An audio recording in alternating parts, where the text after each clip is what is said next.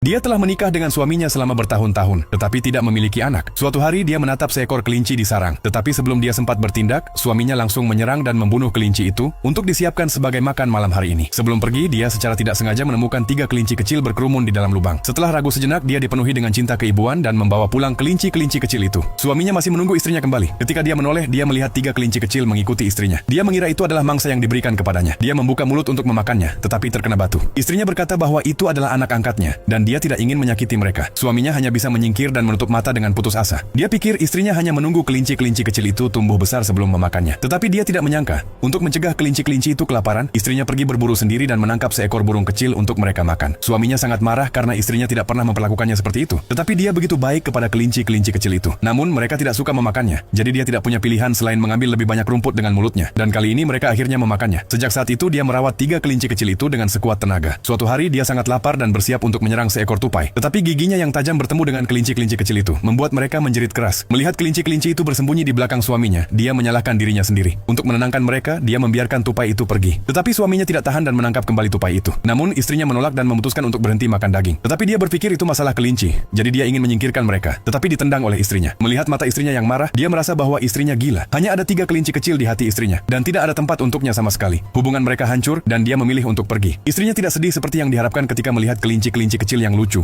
yang membuat suaminya merasa sangat kecewa. Kemudian dia membesarkan mereka sendirian. Tetapi dia menjadi semakin kurus setelah tidak makan daging untuk waktu yang lama. Melihat kelinci yang sedang tidur, dia tidak bisa menahan air liurnya karena naluri. Tetapi melihat wajah anak-anak yang bahagia, akalnya masih mengalahkan nalurinya. Jadi demi bertahan hidup, dia memutuskan untuk membawa anak-anak itu melakukan serangan malam ke ladang. Kemudian mereka berpisah. Kelinci menyelinap melalui pagar ke kebun kol sementara dia masuk ke kandang ayam. Tetapi hanya beberapa langkah, anjing buas di halaman menemukan jejak mereka. Dalam paniknya, dia tidak sempat berpikir dan lari dengan kelinci di mulutnya. Kemudian mereka berhasil melarikan diri melalui lubang di bawah pagar. Tetapi akhirnya dia jatuh ke tanah lemah karena kekurangan nutrisi jangka panjang. Dia bangkit dengan susah payah dan melihat salju di luar, berpikir bahwa mustahil untuk berburu. Dia menyadari hidupnya akan segera berakhir dan mengusir kelinci kecil itu. Dia menyaksikan mereka menghilang ke dalam salju. Dia menatap langit dan bertanya-tanya apakah apa yang dilakukannya benar atau salah. Akhirnya dia menutup mata dan tubuhnya perlahan tertutup oleh salju yang tebal.